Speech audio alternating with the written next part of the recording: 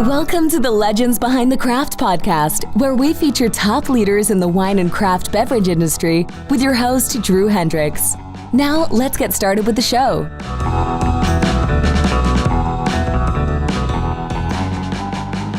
Drew Thomas Hendricks here. I'm the host of the Legends Behind the Craft podcast, where I talk with leaders in the wine and craft beverage industry.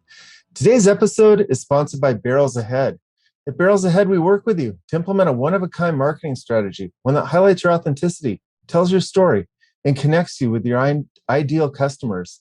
And I really want to give a shout out to Barrels Ahead right now, because we just launched a new wine club re-engagement product. If you're interested in that, send us an email, hello@Barrels Ahead.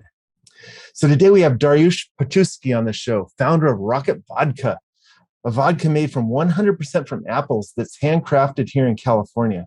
Dariusz came to U.S. from Norway on a swim scholarship to study business and currently works in the tech sector. During an involuntary sabbatical after a tech company strategy change and a what-if moment on a ski trip, Dariusz launched Rocket Vodka from his garage in Silicon Valley, which today he runs as a thriving side hustle. Welcome to the show, Dariusz. Dariusz. Thanks, Drew. It's great to be here. Oh, I'm so happy to have you on. So how's it going today?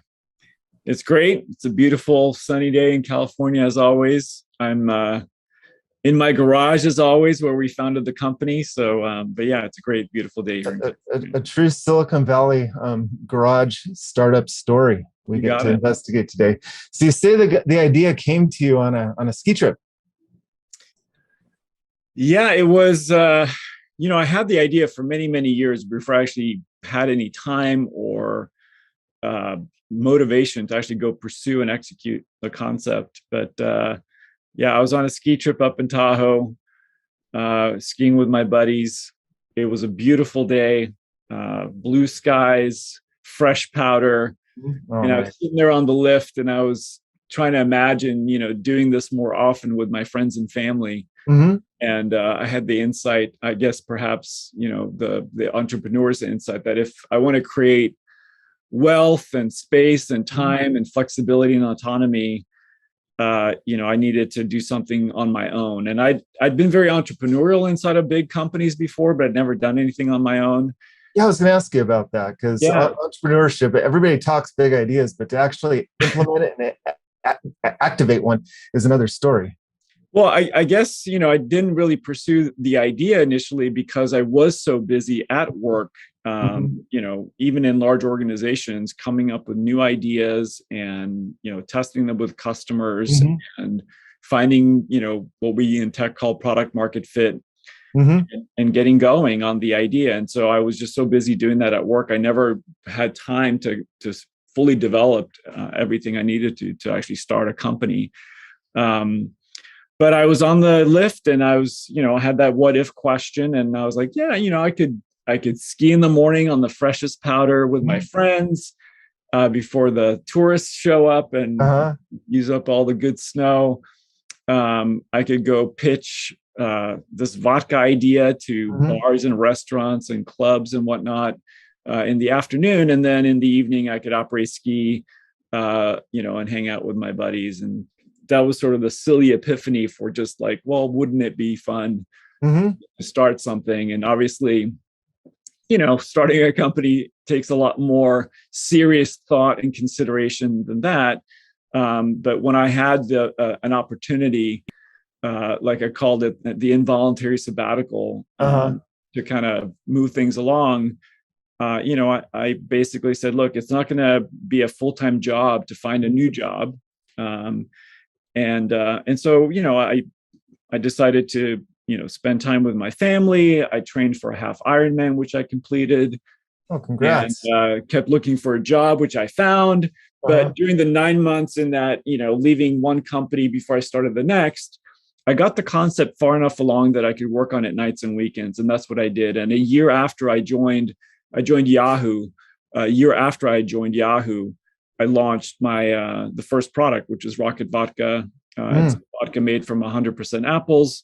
We make it in El Dorado Hills. We source our apples from Apple Hill, which is near the distillery. Oh, wow. And we use the Sierra Nevada mountain water.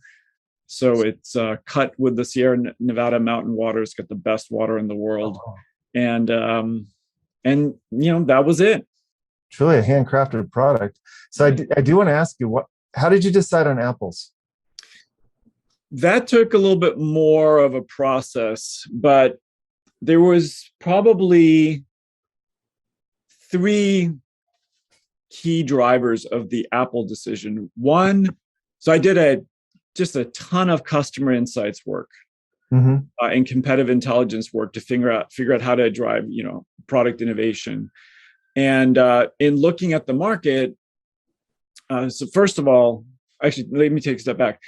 The first thing I always start with is, who's the customer? And I had decided that, I thought that I could target athletes, active people, aspirational lifestyles, people like me who like to swim, bike, run, ski, mountain bike, be outdoors, be active, but, we all drink. But we, some of us care about what we put into our bodies, even if it's an alcohol. So without making any health claims, we decided to kind of focus on, athletes and active people as a easier to identify target audience. So that was sort of one inspiration, is the customer, and the idea, the association that apples have with being healthy and tasty and refreshing and delicious. And you get the added benefit of it's also gluten-free, which, my cousin has celiac. And so, we would drink a lot of potato vodka back in the day. Was my favorite. And now all we drink is Rocket vodka because of the apples. But that was one.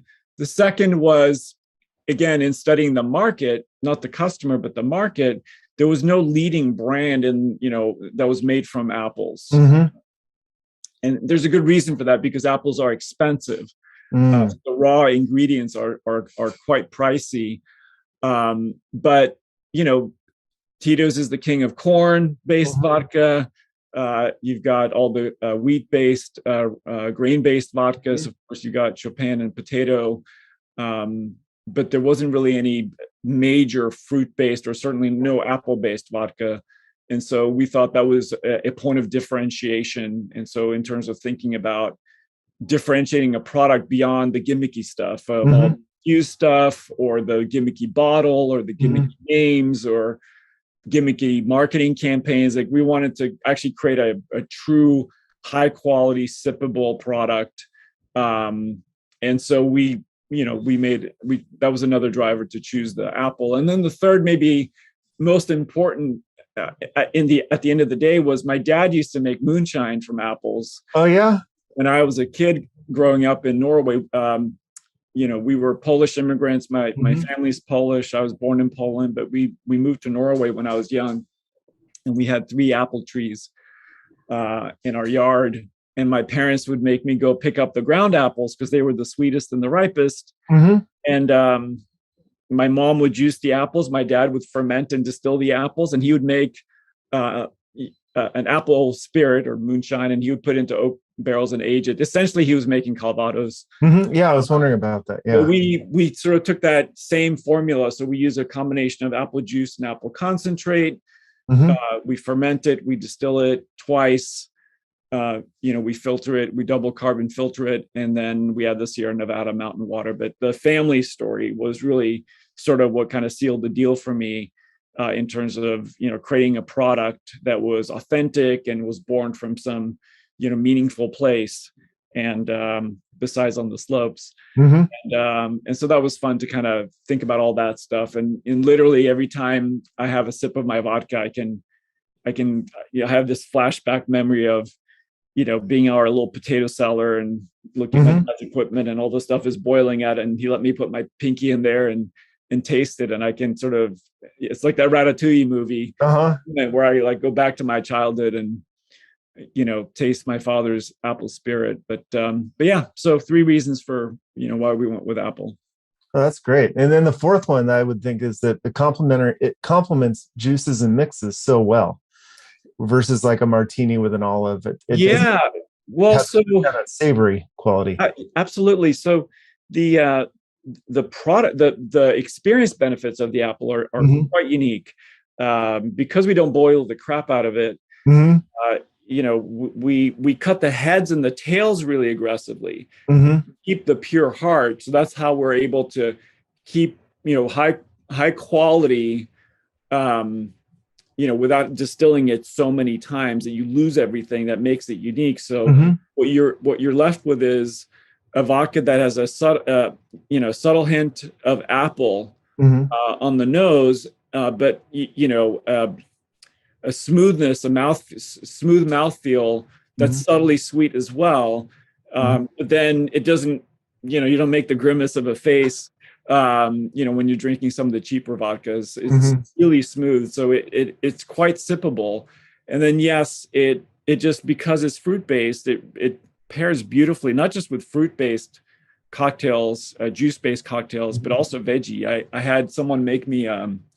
They used a celery simple syrup, Oh, and it was just spectacular. And so yeah, it just creates these really unique, tasty, refreshing cocktails as well. almost like that hidden ingredient that you wonder how you got it. Yeah. Now when you mentioned Calvados or Calvados, so when someone's going to buy this, they shouldn't expect an apple brandy type of experience. It's more on the vodka side. It is 100% a vodka, a pure, clean, smooth vodka. And what's interesting is what makes a vodka is the process more than the ingredients. Okay. So you can make vodka from almost anything that you can make a spirit out of, or that you can ferment. So, I learned during all my research that the Mongolians used to make vodka or spirit from horse milk because that's what they had in abundance. That would be something to try. You can, because I think there's a cow's milk based vodka from Scotland. Really? Yeah. And I don't know their exact formula, but they basically take probably the whey from the milk, right? And they ferment it and distill it, and you probably don't taste milk or anything that you would associate with a milk based vodka. It probably still tastes like a spirit, like a vodka, but you might have some maybe more earthy notes, grassy notes from the product. I actually haven't tried it, but the point is you can make it from anything. So what distinguishes a vodka from a Calvados or other spirits is this process of, you take something that you can ferment, you ferment it, you distill it up to 190 proof. That is a standard. And then you cut it with water down to the 80 proof, which is the vodka standard. And when I was experimenting here in my garage and with the formula, we tried a couple of different things. We tried to actually take it down to, so the vodka standard is 40%. Right? We tried to take it down to 35%, thinking like maybe we can create a leaner and sort of lean into the health and fitness and pure calories kind of a positioning for the brand and the product. And then we tried a 45% and a 50%. See if we should lean into that, like the rocket fuel side of the brand. Okay. Yeah. And as a marketer, and like I'm getting a little wonky here, but any name that you choose for your brand or product has pros and cons. Some have more than others. And so you're always kind of, as a marketer, you're thinking through like, well, how do I mitigate the negatives but amplify the positives? And so in our case, rocket really stands for acceleration and amplification, elevation, aspiration, achieving great things, and then celebrating opere. We talk about, always opere. But in the development of these formulas, like the 35% was like, it wasn't really that good. Not because of the apples, but because it just wasn't strong enough. Like it didn't have any impact. And then the 45 to 50%, they were just too hot. It was so hot that it took away from the flavor and the smoothness and the apple notes and everything. It was just sort of a punch in the face. And so there's a good reason why the vodka standard is 40% or 80 proof. It's perfect. It is why vodka is defined as a 40% pure spirit. That's very interesting.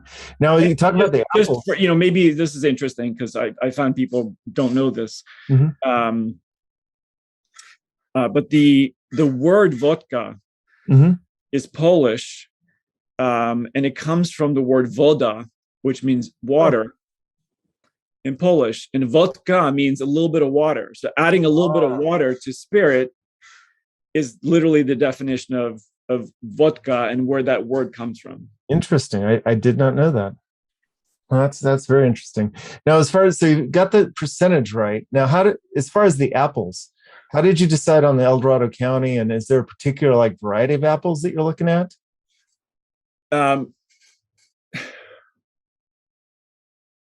so this is maybe on the business side of things. I wasn't in a position to raise tens of millions of dollars or whatever it takes to build my own distillery. I didn't even have a proof of concept, right? So I was looking for the best, easiest, cheapest way to get started and get something created. And there was sort of two stages to that. One was serendipity. I ended up connecting with Roman, this engineer at Google, and he's a Russian guy, and he used to make vodka in this like Mr. Coffee little machine at home, and he would make different kinds of vodkas from different things, and he'd infuse them. But a friend of mine knew him, and he's like, "You got to talk to Roman." So I talked to Roman, and he's like, "Okay, well, go to the farmers market." And so I went to the Menlo Park farmers market, and I bought some Red Delicious, Granny Smith, and Fuji apples. And we kind of went through the process of making it. So we cored the apples, we peeled them, we drilled them basically to mash them, added water, or yeast rather, mixed in water. But it was important that the temperature of the water was, this is Roman, not me, the temperature of a cow's teat. Okay. The milk coming out of a cow's teat. So I'll be Googling that after this. That was the temperature that we were aiming for. And we put them into these, Home Depot white buckets, literally in this garage right here. And so the mashed up apples from each of the three variants, the yeast and the water, and we let it sit for 3 weeks to ferment, basically. And the Granny Smith opened the lid, and this got this green layer on top. And we're like, we're gonna distill this anyway. So we just scraped off the green stuff and ran it through his little, distilling machine. And that was no good. I ended up with a rash from that one. Basically, I think we might have made penicillin or something like that. Oh, no. And the learning was simply that there wasn't enough natural sugar in the Granny Smith for it to ferment properly. The Red Delicious, similar issue, but no rash. It just, was a fibrous apple, and so it didn't do enough. And then the Fuji was like, oh, there's something here. The Fuji made it through. It has enough natural sugar in it. It kind of made it through that test. And so that was one way of hacking basically about and finding out the right formula. But then, okay, well, how do I build a distillery? I can't distill from my garage here. Obviously, it's not legal. And so I reached out. So first I went to Poland on a, vodka journey to see if I can find something there, find like a crusty old Polish dude making some of the amazing vodka that I could then import and, rebrand and sort of change his life and mine in the process was the idea. I think that Polish crusty old dude might be me in the end, but but I didn't find anything there. So then when I came back, I started researching micro distilleries. And of course, there was an explosion in micro distilleries. And what I realized, and this is maybe something that your aspiring spirit makers might consider, a lot of the distilleries have excess capacity. They start with a passion for the craft. And so you have these amazing people out there with these amazing distilleries making really, really good product, but they don't necessarily come to the space with experience and expertise in sales and marketing and branding and distribution and all those other things that make this industry so hard to break through. And so the result of that is they often have excess capacity. And so I reached out to a handful of distilleries here in Northern California, and I found Dry Diggings Distillery. They're an amazing distillery. They have their own line of spirits and whiskeys and ryes and gins, and just incredible portfolio of product, really tasty, delicious spirits of many different kinds. And they had recently won Best Vodka at the American Distillers Institute conference. Oh, wow. And it was a grape-based vodka because I knew they knew how to work with fruit. They clearly knew what they were doing. And I met with them, and we just sort of kumbaya'd on the vision of an apple-based spirit. And so we brought in an expert who was an apple winemaker. And then collectively, we kind of worked on the formula. But the formula essentially it's a combination of apple juice and apple concentrate.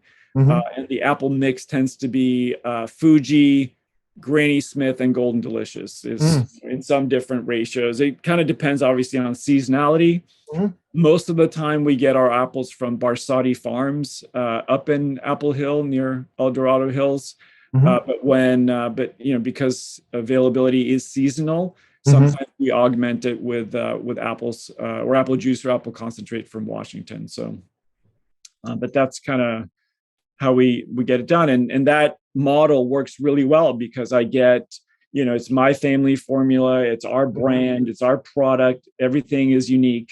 But I have this amazing partner that just knows what to do and how to do it really well, an award-winning partner. And they have, excess capacity that they're happy to let me tap into. So everybody wins. That was an excellent walkthrough through your process. That's almost a masterclass in someone that wants on how to actually go about setting up your own sort of spirit brand. But taking one step back to entrepreneurs, and you talk about how you had the entrepreneurial spirit within the larger kind of tech ecosphere and the larger companies. What sort of challenges did you face when you're going out on your own as like the side hustle entrepreneurship, where you're actually activating you yourself? Well, when you're entrepreneurial inside of a big company, it has its own challenges, right? Because some companies don't want the entrepreneurship; they want you to just execute the current thing. But the places I've been, has always been tech, so they've always been very welcoming, and even so. Of side hustles. So Yahoo was amazing. My boss loved the fact that I had my own brand and my own product, and that I could bring those, that hustle, those lessons, those learnings back into a big organization like Yahoo. He was a multiple times entrepreneur and exit guy. So, and the whole company sort of embraced it too. There was a lot of entrepreneurship going on there. But big companies have that, stable job. You got a paycheck. You've got ways of innovating inside the company. There's an ecosystem that you can tap into. You have none of that when you start on your own. You got to do everything from scratch. But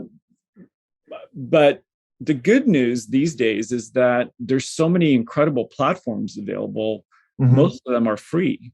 I mean, everything that we do, we run on Google Docs, Gmail, Squarespace on the website. We have commerce capabilities through Passion Spirits. We have, marketing access to our customers through, the email provider escapes me right now. We have access to customers through social, right? Through Instagram and TikTok and Facebook. And, it's just so many powerful, QuickBooks on the finance side, right? You have all these amazing tech tools that make life easy. Yeah. And make you not have to worry about so many things that you had to like 5, 10, 15, 20 years ago. And so the platforms sort of help you keep things lean and mean and fast and nimble. And with Google Docs, you can onboard crew members really easily. So that's sort of one way of thinking about, how do you start something? All the tools are there. You just need to take advantage of them. The tougher journey I find is, and that most people, don't really think through systematically, is usually, all the stuff that I perfected in my marketing career in Silicon Valley, which is, who's your audience? Like, who's the customer today? Who do you want to be tomorrow? Do you understand what they're looking for and why, and how you're relevant in their daily life? Like, that's sort of the starting point for everything that I do. And then, that's an excellent point. That's something to reemphasize, because so many spirits are started just as a passion project with something that they like. And if you like it, you assume that everyone else is going to love it. And then you bring it to market, and it may or may not be the case. Yeah. And it's hard because, when you're talking about craft and art and those kinds of things, you don't want to lose the authenticity either. Right. So I found in my, but by starting with the customer, I found authentic insights and ideas for innovation and differentiation that sort of, I can map to the customer and build from there. So I think that's sort of one. The second is that product, positioning, the awesomeness, like what makes your product unique and different and better in some way that's meaningful to that customer. And again, you think about, well, I'm just making a rye and I'm making it my way. And, maybe so, but, now you're just competing with everybody else who makes a rye and is maybe going after the same customer. Right. So, those sort of two things I think are really, really important to just the fundamentals of who's your customer and what are you offering them that's going to, provide them with some pleasure or address some pain point in their life. And, in our case, it's just it's a great tasting apple-based spirit that, complements the active lifestyle. Yeah. And lets you celebrate life's peak moments. No, that's fantastic. So in your day job, you help Fortune 500 companies amplify their brand and promote their brand. It's very different to like build a brand from square one. You may be resonating with people, but if no one knows you're there, there's no resonation. How did you go about getting the Rocket Vodka name out? And well, things like this help, obviously, but the way we got started was, look, I can't just go out there in the world and say, hey, we got vodka, come here. It was and so there was some storytelling that evolved from it in terms of, the audience that I talk about and the awesomeness that I talk about. But literally, it was starting from ground zero, which is, okay, well, let's create some social media accounts. Probably the fastest, cheapest, easiest way to start, making people aware that you exist. And then we got some good targeted local PR. Right? And then we started doing events, at my first customer is literally, half a mile from my house. It's Willows Market in Menlo Park. Nick's been a great customer from day one. He now just texts me when he needs a reorder. But, he let me do tastings there. That was one way that we started getting the name out.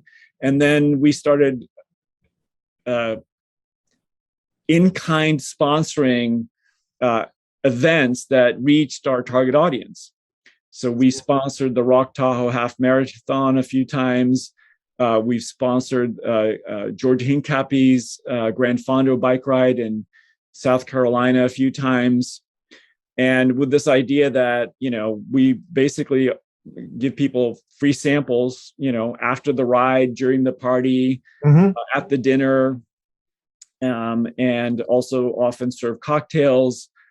And so the brand is there, I'm there, we get the word out in those kinds of channels. But it's very much, for us, it's been very much social media, a little bit of local PR, really good engagement with events. Events are fantastic because you can have, 200 people come through and taste your product. And everyone's like, wow, this is vodka. It's sippable. Uh-huh. Oh, this is from apples. I thought, like it just starts this amazing conversation about the product and the brand. So I found social and events to be very powerful. And then of course, getting the word out through PR. But probably social is really the most, for most people, that will be the best tool. And, we honestly kind of suck on TikTok right now. It's more of a generational thing in terms of who I am and what I'm really good at. But we're there and we're trying and we're learning. But, we built a great following across Instagram and Twitter, and we have over 100,000 followers across the board. And, we're able to not only sort of associate ourselves with the lifestyle and the audience that we're targeting, but, get across that this is a delicious vodka from 100% apples as well. Absolutely. Now, as far as your current marketing mix, not your current sales mix between like 3-tier and then through your website, how's that breaking down? That's a great question, especially for new people who think like DTC is the way to go. Direct to consumer and new spirits really don't mix. And here's why I say that. We're a new spirit. The best place for people to discover a new spirit is a bar or a restaurant. And so most of our focus has been on premium quality, upscale establishments that care about their customer and their customer experience and desire to offer something new, different, unique. They pride themselves on it, whether it's new ingredients in the food or new spirits in their cocktails. That's kind of been our main focus, because we need new people to try our product. And that's the best place for us to introduce our brand, introduce our product, and get people tasting it. But how does just a brand new spirit get the distribution? And then I see Cheryl from LibDib on your Instagram feed. I don't know if you're still working with them, but she's been on our show, and she's really helped a lot of like fledgling spirits actually get out there. But there's a key to that, and I think you can talk to me about how just because you're on the list doesn't mean you've made it. Well, this is the challenge of our business. So just sort of quote unquote getting a distributor is not enough. But Cheryl and her team, especially, and her platform have been fantastic for someone like us. When I talk about those platforms that are available to people, this is one of them. I mean, Google Docs is great for communication and marketing materials and planning and all the other stuff. But in terms of actually getting your product distributed, it is by far the best platform for a new brand to get, to get an opportunity. And that's all it is. It's an opportunity. You have to go get the opportunity. And you think that by getting a deal with a big distributor, you got an opportunity. Maybe you do, but at the end of the day, the reps for the big guys are going to sell the big brands. Or the little offshoots of the big brands or something new or a twist on the big brands. But getting mind share of the rep in a big company or with a big distributor, forget about it. So you got to earn it, and you got to build it on your own. But that's why Cheryl's platform is so powerful. The LibDib platform is so powerful. It creates the platform that enables you to get the distribution with the back end and the fulfillment and all that kind of thing. But then you got to go hustle, pitch, talk to people, or build a crew model or a sales team of your own to go out there and evangelize the brand.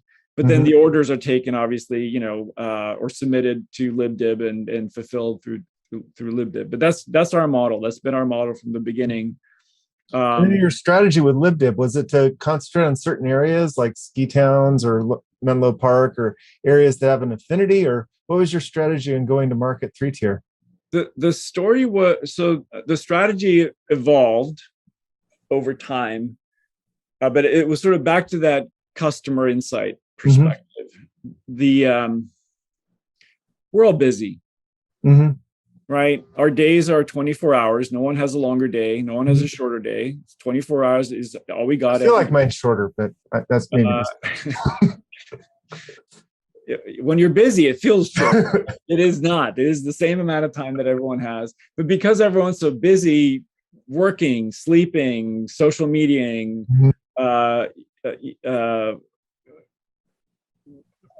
pursuing their hobbies and passions and spending time with their family, all the things that people do in their life, everyone's busy. And so when you think about a brand and you think about a product, you kind of have to think about like, well, how am I relevant in someone's life? What's the moment that I can be a part of?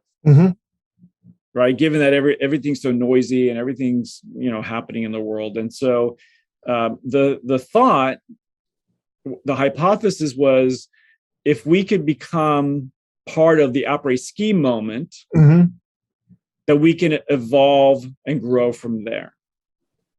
And so that journey is still underway, because, it's hard to sort of integrate yourself and put enough time and effort into marketing that. But that's still the concept. And that has actually proven to work out. But now we're more about like après sport. Right. But that was, so what came from that customer insight, need to own a moment. Maybe we can own the après ski or après sport moment. Who we're targeting, how we're relevant, blah, blah, blah.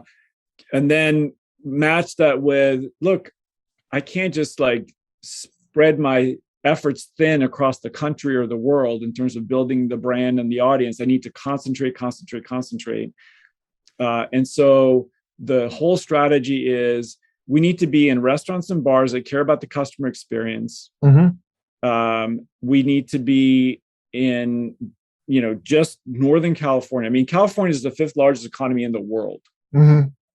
So great if I had all of California, but like if I could just penetrate, focus deeply on Northern California and show that I can get into places and get reorders and drive growth, that would be the thesis that would earn me distribution with a large distributor that would want to promote me because I have the metrics to back it up, and or an acquisition by a Diageo or a Constellation or someone like that, because they want and need brands that can grow on their own. They know how to scale a brand, but they're not necessarily amazing at like curating from scratch a new brand.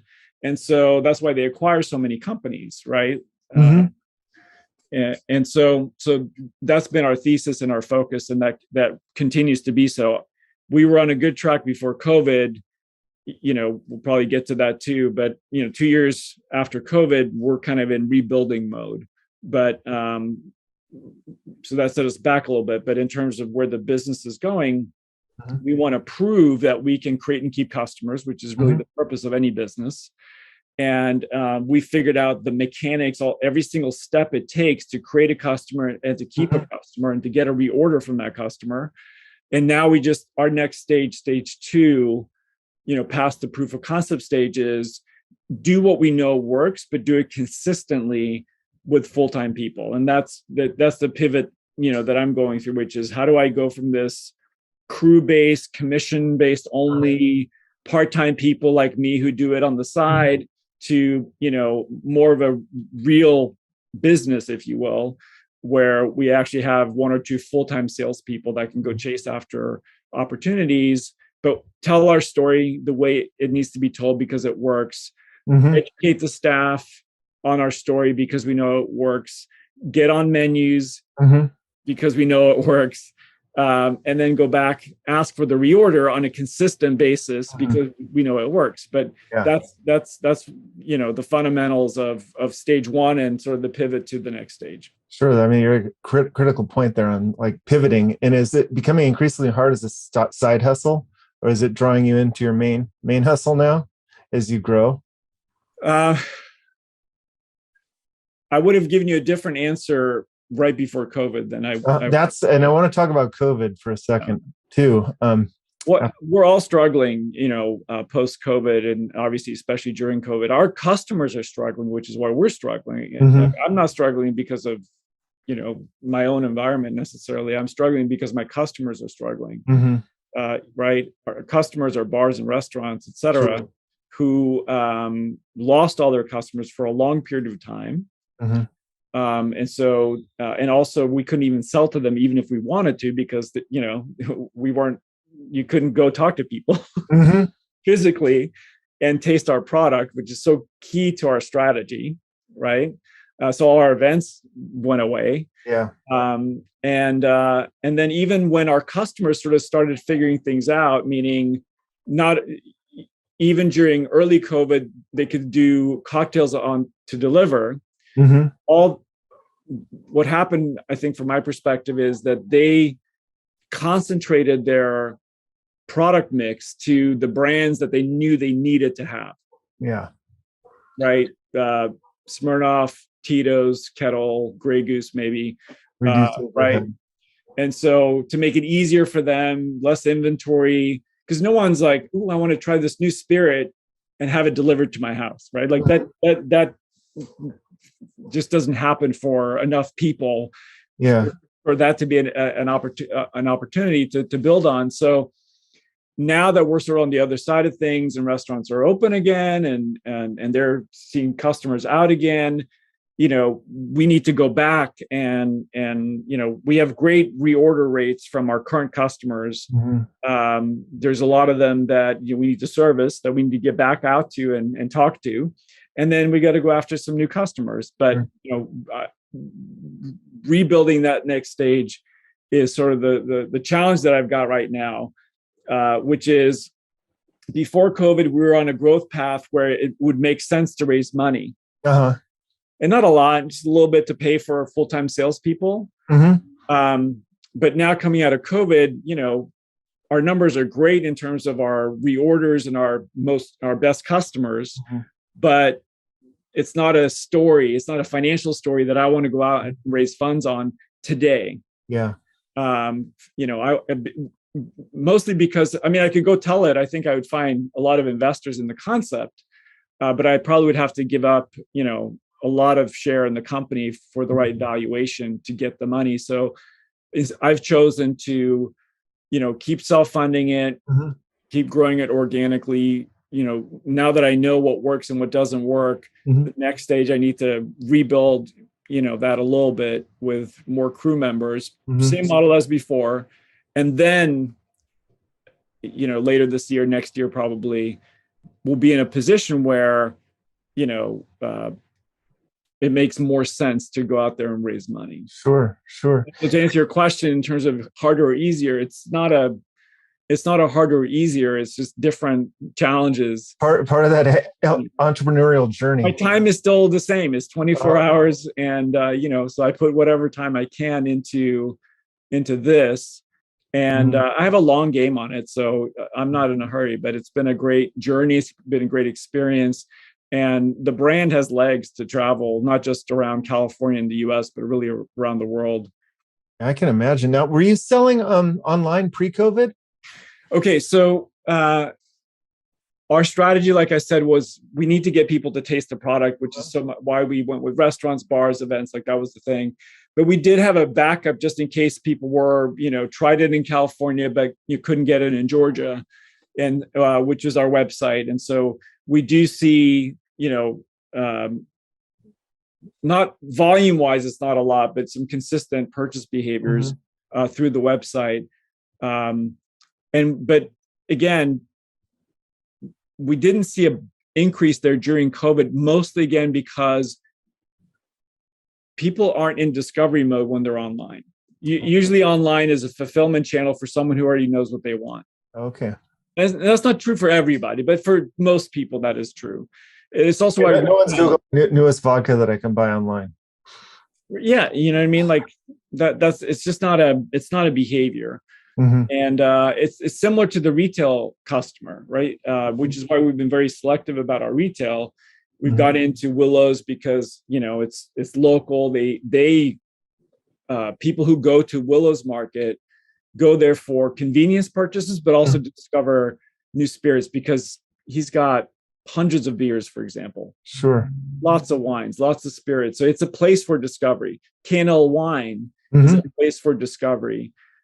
Rayleigh's, Safeway, etc. It's not a place for discovery. So those places just are harder. People who go there they're refilling their Tito's or their Smirnoff or their Jack Daniels, and few people, not everyone, but few people are like, "Ooh, what's this?" Mhm. But even if you get on the shelf, it's hard to sustain that consistently. So we've been focused on different things, and online is a similar kind of experience where once they've tried your brand, Mhm. it's a fantastic place to go. But And it's the one thing I see that I rarely see on spirit sites is that you do have a subscription model, which is brilliant because you're going to go through so many bottles of vodka a month. right. How have you seen the subscription uptake? We have not done subscriptions. On our site, the subscription is for the newsletter. Oh, it's for the newsletter. Okay, I saw. Yeah, I saw subscribe next to the thing. I'm like, that's brilliant. But that's a great point. I mean, there are companies out there that do discovery of spirits on a subscription basis, and usually those come with heavy fees. So when you're starting out as a new brand, it might not be the best place for you to start. Sure. It ends up being quite costly. And if you sort of look at like the amount of money you're sending them versus, paying your crew members, for example, it doesn't make sense, at least not for us. But subscription as an option for your own business, it's not a bad one. You still have to fulfill it through somebody. Yeah. And, obviously, and that may be why I haven't seen it too much in the spirits side. I think it's a cool idea. I think that subscriptions could be very, very interesting for your own spirit. And I know companies I've talked to some companies that are looking into it, but I haven't found anyone that's doing it with a business model that works for us yet. Yeah, no, I saw it, but I got confused. As we're kind of wrapping down here, I got to ask you, what's your current favorite mix for, what's your current favorite cocktail for Rocket Vodka? It's seasonal. I was in Georgia last week, my cousin's lake house, and there was a lot of rocket cosmonauts being consumed. So just a Cosmo, rocket vodka and cranberry juice is just super easy and refreshing and tasty. I like when it starts getting colder, which, there's a heat wave going through. Yeah, it's kind of hard to I like the hot rocket, which is also very simple. It's rocket vodka, hot apple juice or hot apple cider. Put a stick of cinnamon in there, and it will warm you up. And then the Rocket Mule is always popular. I make those. Those are also very easy. I take Rocket Vodka, Fever Tree, ginger beer is my go-to. Not too sweet. Really, those two, they bring out the best in each other, and so that's really delicious. Squeeze a half lime in there. Those are probably like the three that I drink the most. But I've also found, not just with Rocket Vodka, with any spirit, I like to experiment. Like I'll even go to a restaurant and I'll look at their mocktails, and I'll say, I'd like a brambleberry something, that they've got on their menu that's a mocktail. It's got no alcohol in it. And I'll say, but add a shot of rocket for me. Or some of my favorite bartenders, this guy Massimo is one of them. He's from Italy. Whenever I go to wherever he's working, I just ask for a rocket surprise, and he always comes up with something mind-blowing, actually, when it comes to our cocktails. So it's just fun. You don't have to take it too seriously. It's making me thirsty. So Dariusz, where can people find out more about Rocket Vodka and you? Rocketvodka.com, of course, is the go-to place. You can find us, Rocket Vodka, on Instagram and Twitter, are great places to discover more. And there's also, on Instagram, there's a text or call or email that literally goes straight to me. So if anyone has any questions about anything, I'm happy to answer it there. So that's a good place to go as well. Awesome. Well, Dariusz, thank you so much for joining us today. Thanks, Drew. I appreciate the conversation. It was fun. Yeah, thank you. You have a great rest of your day. Thank you. You too. Bye-bye.